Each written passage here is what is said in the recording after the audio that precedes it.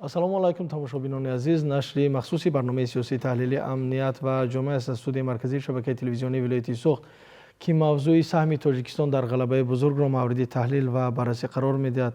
бо мақсади таҳлил ва баррасии масъалаи мазкур ба студияи марказии шабакаи телевизионии вилояти Суғд даъват шуданд коршиноси доимии барномаи сиёсии таҳлили амният ва ҷомеа як нафаре ки имрӯз дар ҳақиқатан барои таҳкиму тақвияти худшиносии худогоҳии миллӣ саҳми бориз доранд. раиси шӯрои собиқадорони донишгоҳи давлатии Хуҷанд ба номи академик Бобоҷон Ғафуров, таърихшинос устод Шавкат Шарипов. устоди азиз бо истифода аз фурсати ба даст омада аз номи худ ва масъулину тамошобинони барномаи сиёсии таҳлили амният ва ҷомеа барои чунин як фаъолияти назаррас дар тақвияту таҳкими худшиносии худогоҳии миллӣ ба шумо ташаккур мегӯем ва ташаккур ки дар барномаи имрӯзаи мо иштирок доред. тамошобинони азиз, дар ҳақиқатан мо дар ҳафтаҳое қарор дорем ки дар сартосари кишвар чорабиниҳои муҳими давлатӣ бахшида ба иди ғалаба ташкилу баргузор мегардад ва суоли нахустини мо аз коршиноси барнома чунин аст ки ҳикмати ҳамин баргузории чорабиниҳоро дар чӣ мебинед? Марҳамат. бояд гуфт ки дар таърихи инсоният санаҳое ҳастанд ки бо мурури замон бо гузашти айём онҳо кӯҳна намешаванд ва аз ин санаҳои таърихӣ мо бояд ҳамеша ёдовар шавем. ва дар радифи ана ҳамин санаҳои таърихӣ иди ғалаба, рӯзи ғалаба ки мо имрӯзҳо 81-умин солгарди онро таҷлил мекунем, ин сана ҳам чунин аст ва ҳар чӣ қадар таърих моро дертар аз ҳамин санаҳо мо дуртар равем, аҳамият шаҳомати ин ғалабаи бузург боз ҳам бо як симои дигар ҷилвагар мешавад. ва умуман ҳикмати аслии ҳамин ҷашнгирӣ ки имрӯзҳо дар тамоми умуман сайёраи мо мардуми гӯем сулҳдӯст ана ҳамин рӯзи ғалабаро ҷашн мегиранд ва дар Тоҷикистон низ дар кишвари мо ҳам ин ҷашн арзиши баланд дорад ва мо онро арзгузорӣ мекунем. ва ҳикмати ҳамасола таҷлил кардани рӯзи ғалаба ва ҳам ҳафтаи ёдбуд эълон мегардад.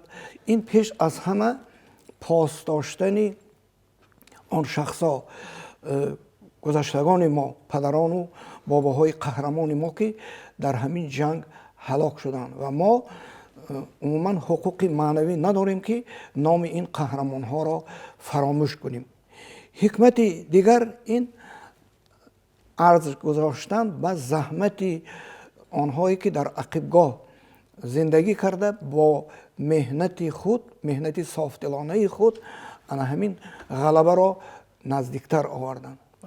аҳамияти дигари он ин пеш аз ҳама маҳкум кардани ҳама гуна ҷангу хунрезӣ ки имрӯз мутаассифона дар сайёраи мо дар бисёр кунҷу канорҳои сайёра нуқтаҳои доғ ҳастанд. яъне мо ҳама вақт бояд ҷангро маҳкум кунем.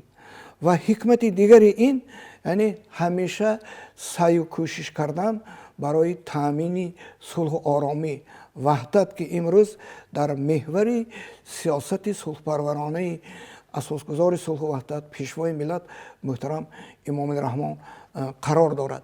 ва ниҳоят ана ҳамин расидан ба ана ҳамин сулҳу ваҳдат ва онро эҳтиёт кардан ва ҳамеша муттаҳид будан, сарҷам будан ва ин як омили пешрафти кишвар мешавад. сарфармондаи олии қувваҳои мусаллаҳи ҷумҳурии Тоҷикистон генерали артиш муҳтарам Имомалӣ Раҳмон дар мавриди аҳамият ва арзиши рӯзи ғалаба чунин мегӯянд: даврони истиқлол аз мо тақозо менамояд ки ҳаёту рӯзгори ана ҳамин диловарони ватанро омӯзем ва дигарон ҳам омӯзонем, зеро ҷоннисории онҳо дар майдони набард барои насли ҷавони миллат дарси матонату шуҷоат, ватандорию ватанпарастӣ намунаи ҷасорат ва хислатҳои ҳамидаи инсонӣ буда барои бунёди ҷомеаи навини мо ва барои тарбияи насли созанда дар рӯҳияи ватанхоҳию фидокорӣ мусоидат менамояд. аз ин рӯз мо ана ҳамин جشن غلبه را تجلیل میکنیم، خاطره قهرمانان وطن را به یاد میاریم، زیرا هر یک عائله تاجیکستان و تاجیکستانیان با این سنه تاریخی رابطه قوی دارند. تشکر زیاد استاد، سلامت باشید و میخواستیم اندیشه شما وابسته به سهم تاجیکستان و تاجیکستانیان در به دست آوردن غلبه بزرگ مرامت. بله، وقتی که سخن درباره غلبه بزرگ می رود و چخیل که من قید کردم، در این غلبه بزرگ سهم ساکنان تاجیکستان خیلی بزرگ است. باید گفت که اون وقت اهالی تاجیکستان 1,500,000 اهالی بود و در عرفه جنگ سال 1939 در تاجیکستان من برای خیدگیری اهالی گذرانده شده بود و گوییم تخمینا 1,500,000 اهالی داشت و از همین شماره اون وقت از جهت تقسیمات معموری و حدودی تاجیکستان از 6 ولایت و 67 شهر و ناحیه ها عبارت بود و از روزهای اولی جنگ همین تمام مردم تاجیکستان مثل تمام مردم شوروی برای حمایت وطن خود برخاستند و باید گفت که در همین دوره جنگ از تاجیکستان بیش از 300,000 نفر ساکنان تاجیکستان ما به میدان نبرد فرستاده شدند که این اگر ما با رقم گوییم 50% من قسمتی قابل مهنت اهالی را تشکیل می کند. از روزهای نخستین جنگ هزاران مردم اختیاری به کمیسریات های حربی شهر و ولایت ها عرضه می دادند. مثلا بعد از من یک روزی اعلان جنگ 23 ایون سال 1941 در روز دوم جنگ بیشتر از 700,000 عرضه اختیاری به کمیسریات های شهر و ناحیه های جمهوری وارد شد و یک چیز را گفتم ممکن برابر مردم عادی تمام قشرهای جامعه به حفظ وطن خستند. در قطار همونها یکی از نخستین شده معاون کمیسر خلقی زمین، یعنی معاون وزارت کشاورزی گوییم، معاون وزیر کمیسریت خلقی وکیل شورای عالی تاجیکستان بود، سیدقل توردیев اختیاری عرضه نیسته به نبرد رفت و من بعد او سزاوار نام بلند قهرمان اتحاد شوروی شد. باید گفت که فرستادگان تاجیکستان در همه شدیدترین محاربه های جنگ بزرگ وطنی شرکت ورزیدند، از جمله در محاربه مسکو، محاربه لنینگراد، محاربه استالینگراد، کورسک، آزادکنی بلاروس، اوکراین، کافکاز، یوگسلاویا، یعنی فرستادگان ما در قطار دیگر سربازان و افسران من قهرمان تا لانه فاشیسم تا برلین رسیدند و در آنجا پرچم غلبه را برافروختند. مثلا اگر ما از کارنامه فرزندان تاجیک گیریم، یکی از من هجوم دشمنان، هجوم من فاشیستان با مقابلت سخت دچار شد در یکی از قلعه های قهرمان، قلعه برست. در همین روز دوم جنگ یعنی 23 ایون سال 41 در محاربه همین قلعه برست اکبر محمودوف تاجیک پولمیوتچی در همین محاربه قهرمانی نشان داده هلاک می‌گردد.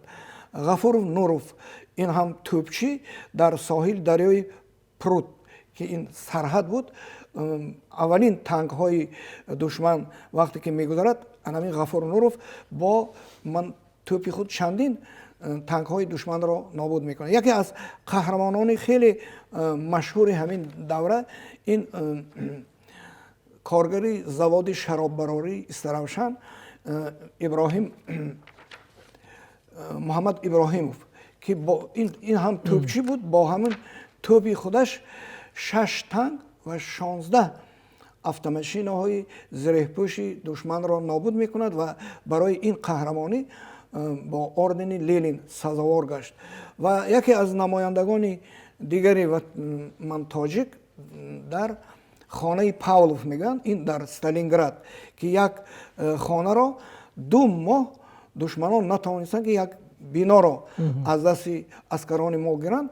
дар қатори ана ҳамин 8 миллат намояндагони иттиҳоди шӯравӣ ҷанг мекарданд. дар ҳамин хонаи Павлов аҳмад Турдиеви тоҷик низ иштирок кард. умуман ва яке аз қаҳрамонҳои хеле номдори тоҷикистони мо ин Тӯйчи Ирҷигитов аст ки зодаи ноҳияи Ашт.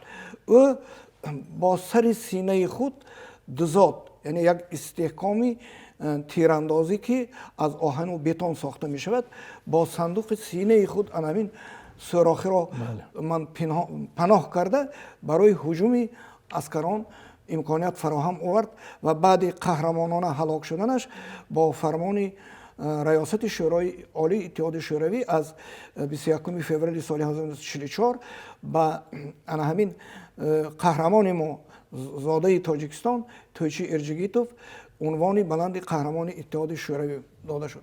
яке аз муҳорибаҳои хеле шадиди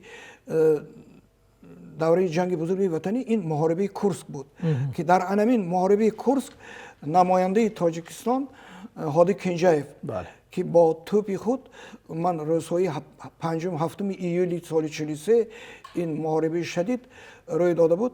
Ҳоди Кенҷаев чандин танкҳо, мошинҳои зиреҳпӯши душманро нобуд месозад ва ӯ ҳам сазовори номи қаҳрамони иттиҳоди шӯравӣ. ва дар ҳамин муҳориба қаҳрамони дигари Тоҷикистон Исмоил Ҳамзаалиев низ бо корномаи худ сазовори инҳо ҳардуи ин ду нафаре ки ман гуфтам, Ҳоди Кенҷаев ва Исмоил Ҳамзаалиев аз байни тоҷик писарон аввалин қаҳрамонони иттиҳоди шӯравӣ буданд. ва яке аз давраҳои хеле муҳорибаи сахт ин муҳорибаи гузаштан аз дарёи Днепр ва ҳамон вақт чунин фармон мебарорад ки касе аз ҳамин дарёи Днепр убур карда дар он тарафи дарё мавқеъ гирад ва барои ҳуҷуми аскарони мо шароит фароҳам орад, ба онҳо унвони қаҳрамони иттиҳоди шӯравӣ дода мешавад. ва дар ана ҳамин убур кардани дарёи Днепр ва дар соҳили дигари он мавқеъ гирифтан 21 нафар фиристодагони Тоҷикистон қаҳрамони иттиҳоди шӯравӣ шуданд ки аз ҷумла Саидқул Турдиев, Домулло Азизов, Урумбек Ёқубов, Ҳайдар Қосимов, Тухтасин Мирзоев, Иван Кузмин, дигарон.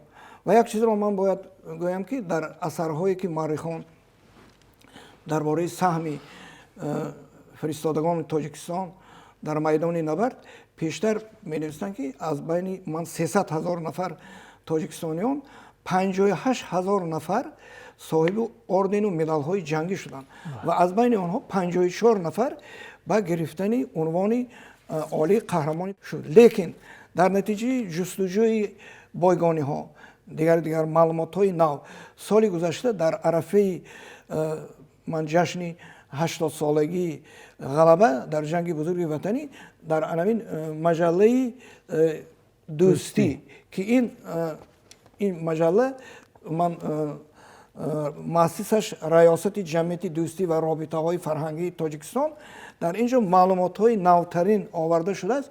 акнун сафи қаҳрамонони иттиҳоди шӯравӣ аз Тоҷикистон на 54 балки 64 нафар ҳастанд. яъне 10 нафар қаҳрамонони дигарро олимон муҳаққиқон ёфтанд. ҳоли оянда боз шояд аз архивҳо мо боз номи ман қаҳрамонони дигарро пайдо кунем. масалан дар озод кардани Украина, Беларусия, Полша зодаи Хуҷанд Фатулло Аҳмадов қаҳрамонӣ нишон дод. аз байни фиристодагони Тоҷикистон пештар 19 нафар мегуфтанд, имрӯз 21 нафар сазовори ҳар се дараҷаи ордени шараф шуданд ки ин ордени хеле баланд. аз рӯи мақомаш бо ин орден танҳо сарбозони қаторӣ барои қаҳрамонӣ, шуҷоат ман сарфароз карда мешуданд, барои афсарон не, чунки воқеан ҷангро сарбози қаторӣ мекунад. албатта бе гӯем сарфармондаи бо қумандон намешавад. ва ана ҳамин ордени шараф аз байни тоҷикистониён 21 нафар ба гирифтани ордени шараф сазовор шуданд. бояд гуфт ки дар қатори мардон дар ҷанги бузурги ватанӣ занҳои тоҷикистон ҳам иштирок карданд, қаҳрамонӣ нишон доданд. Масалан, аз Тоҷикистон дар майдони ҳарб 32 000 нафар бонувони Тоҷикистон ҷанг карданд. 32 000 нафар занҳо, ки аз байни онҳо 350 нафар нишонзанҳои моҳир ё снайперҳо мегуфтанд ва 1420 нафар автоматчӣ, 4195 нафар тирандози қаторӣ, 435 нафар телеграфчӣ, 3750 нафар телефончӣ ва ҳазорон нафар ҳамшираи шафқат буданд. Ва дар байни онҳо лётчик духтари тоҷик зодаи Панҷакин Ойгул Мамаҷонова 93 парвози ҷангӣ карда дар ҳамин ҷангҳо иштирок карда сазовори ордени Ленин мегардад. Ду лётчик духтари дигар Ином Қурбонова, ин ҳам лётчик зан, Саодат Алибоева, ҷарроҳи госпитал Биҳоҷат Юсуфҷонова, аскарони қатори Саодат Ниёзова, Назира Умарова, садҳо занҳои тоҷик дар қатори мардҳо қаҳрамонӣ нишон дода сазовори мукофоти олӣ шуданд. Ва як чизро бояд гуфт, ки қаҳрамон духтари тоҷик Ҷанат Раҳимова дар ҳамон замони ҷанг дар хадамоти зидди иктишоф ё дар контрразведка хизмат мекард. бинед, ки занони тоҷик ҳам ман қаҳрамонӣ нишон додам. Ва дар паради ғалаба, ки баъд аз ба даст овардани ғалаба рӯзи 24 июни соли 45 дар майдони Сурх баргузор гардид, аз Тоҷикистон Абдуназар Фармонқулов, Бобоҷон Ҳакимов, Толиб Дадабоев, Александр Селезнёв аз шаҳри Истаравшан, Ашурбой Азимов, Ҳамдан Фозилов, Қучқор Рӯзиқулов аз шаҳри Конибодон, Абдуқавим Ҷӯраев аз шаҳри Хуҷанд, Иван Пличенко аз шаҳри Чкалов, имрӯза Бӯстон, Абдусаттор Ҳоҷибоев аз ноҳияи Бобоҷон Ғафуров, Истанқул Ҳасанов, Мирзо Аҳмад Турсунов аз ноҳияи Ашт, Саидолим Раҷабов аз ноҳияи Масшо дар ҳамон паради ғалаба иштирок карданд, ки ин албатта нишони ҷасорат, қаҳрамонии фиристодагони Тоҷикистон дар майдони набард мебошад. ташаккури зиёд устоди азиз, дар ҳақиқатан боиси ифтихор аст ва мо барои ҳар як бахусус ҷавонони имрӯз, ки аз ҳамин фарзандони миллат, ки бубинед чӣ қадар қаҳрамониҳо, на ин ки масалан дар баробари мардҳо, ҳатто занҳо дар ин ҷанги бузурги ватанӣ чӣ қадар қаҳрамониҳо карданд, ман фикр мекунам, ки барои ҳар яки мо бояд намунаи ибрат бошад. ва дар идома устод, саҳми Тоҷикистон дар ҳамин ақибгоҳи фронт чӣ гуна буд? Марамад. Дуруст. Баробари қаҳрамонии далерӣ дар майдони набард мардуми Тоҷикистон дар ақибгоҳ ҳам бо меҳнати шарафманди худ, содиқонаи худ рӯзи ғалабаро ҳарчи наздик мекарданд. Ва ман дар ҳамон давра як шиёре маъмул буд: ҳама чиз барои фронт, ҳама чиз барои ғалаба. ин мазмуну моҳияти зиндагии мардум, кору фаъолияти мардумро дар замони ҷанг ифода мекард. Яъне ҳама чиз ба хотири ба талаботи замони ҷанг мутобиқ карда шуда буд. Дар солҳои ҷанги бузурги ватанӣ сокинони Тоҷикистон он вақт як фонди махсус, фонди мудофиа мегуфтанд, фонди мудофиа ташкил карда шуд. Сокинони Тоҷикистон беш аз 1 миллиард сум пул ва заимҳои давлатиро ба ҳамин фонди мудофиа супориданд. Ва дар солҳои ҷанг ман сокинони ҷумҳурӣ беш аз 548 миллион заимҳои давлатӣ, 130 миллион лотареяҳое харида гирифтанд. барои ташкил кардани калонаи танкҳои Тоҷикистон, яъне дар болои ҳар як ҳамон танки сохташуда номи Тоҷикистон навишта шуда буд. барои сохтани анамин калонаи танкӣ сокинони Тоҷикистон 84 миллион сум маблағ ҷамъ карданд. ва ҳамчунин самолётҳои ҷангии қиркунандаи эскадрилии Тоҷикистон, ки дар ҳамон қанотҳои ҳамин самолётҳо ҳам номи Тоҷикистон, эскадрилии Тоҷикистон навишта шуда буд. барои сохтани он 35.2 миллион сум маблағ ҷамъ карданд. ва умуман ҳамон вақт бинед, ки занҳо ихтиёрӣ ороишоти худашонро, ҳамин тиллову дигар чизҳое, ки барои ороиш доштанд, ҳамун ҳам ихтиёрӣ барои мудофиа супориданд. соли 1942 аз тоҷикистон 151 вагонҳои пур аз маводи хӯрока, сару либос, меваи хушк ба фронт фиристода мешавад ва дар қатори ана ҳамин ҳайат ҳамчунин ҳунармандон, артистони Тоҷикистон, машҳуртарин артистони ҷумҳурӣ ба фронт рафта дар байни сарбозони тоҷик консерт нишон медиҳанд, яъне рӯҳияи онҳоро мебардоранд. умуман дар солҳои ҷанг ба фронт Тоҷикистон 60,000 пут ғалла,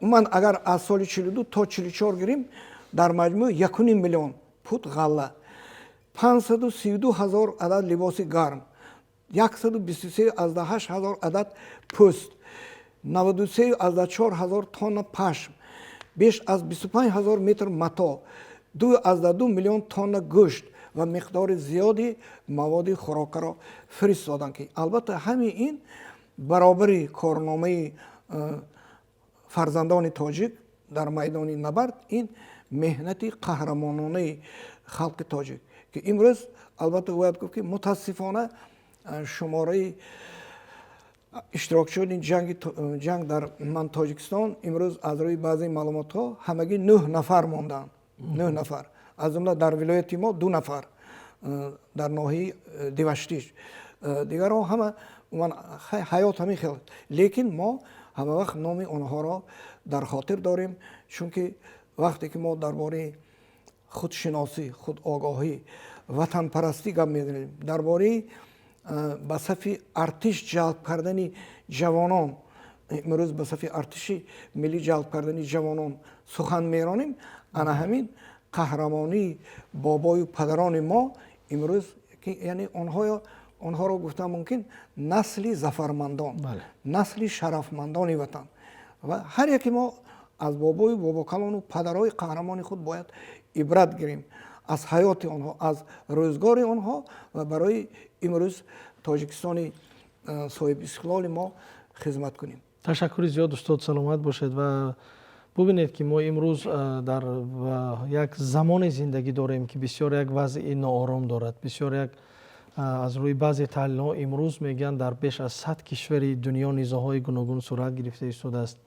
аксар коршиносон аз хатари ҷангҳои бузурги ҷаҳонӣ ҳушдор медиҳанд ва дар ҳақиқатан ҳам баъзе мушкилот ҳаст ки дар байни қудратҳои ҷаҳонӣ роҳи ҳалли худашро ёфта наметавонад. вусъат гирифтани фаъолияти ташкилотҳои экстремистиву террористӣ бо тарзу усулҳои нав баромад кардан, яъне ҳаме ҳаминҳоро дида ҳифзи арзишҳои миллӣ як вазифаи муҳим буданашро имрӯз на ҳама дарк мекунанд ва хеле як иқдоми наҷиб ва як иқдоми гӯем саривақтӣ буд аз ҷониби пешвои муаззами миллат ки ҳангоми ироаи паём санаи 16 декабри соли 2025 дар соли 2026 эълон гардидани вусъат додани корҳои ободониву созандагӣ, таҳкиму тақвияти худшиносии худогоҳии миллӣ ва устод ана ҳамин хидматҳое ки фиристодагони Тоҷикистон дар ҷанги бузурги ватанӣ анҷом доданд, он амалҳое ки бубинед як Ойгул Муҳаммадҷонова як зани тоҷик чӣ кор мекунад, як фарзанди тоҷик синаи худашро сипар мекунад.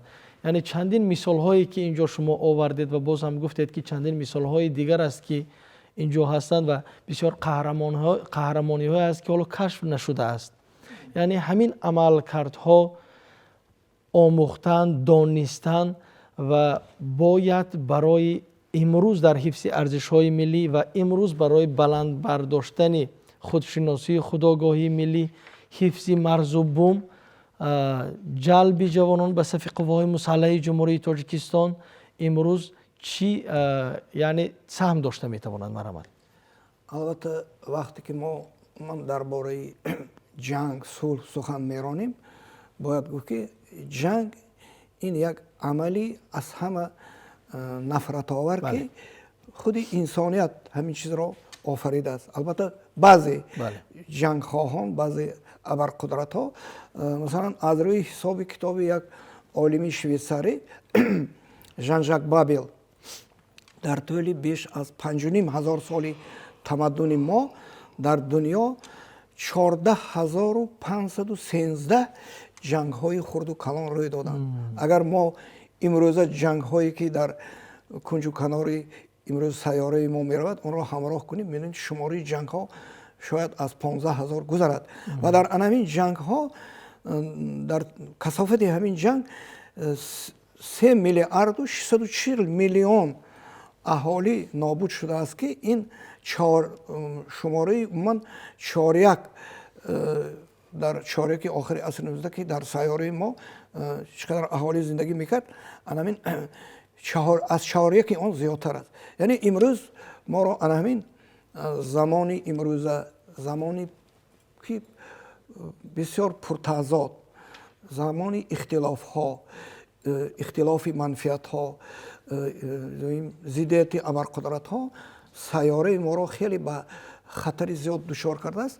Мо бояд пеш аз ҳама анҳамин ба қадри сулҳу оромӣ, ваҳдат, сарҷамие ки имрӯз дар тоҷикистони мо маҳз ба шарофати заҳмату кӯшишҳои шабонарӯзии асосгузори сулҳу ваҳдат, пешвои миллат, президенти ҷумҳурии Тоҷикистон муҳтарам Эмомалӣ Раҳмон аст, мо ба қадри ҳамон расем ки ин сулҳу оромӣ дар Тоҷикистон ба осонӣ ба даст намудааст. Мутаассифона мо дар ҳамин ибтидои истиқлолият ба як ҷанги бемаънии бародаркуш дучор шудем. Маҳз ба шарофати анҳамин сиёсати сулҳпарваронаи пешвои миллат мо инро паси сар кардем. Бинобар ин мо бояд ба қадри ҳамин расем. Албатта мо инро мушоҳида мекунем ки баъзе душманони миллати мо анҳамин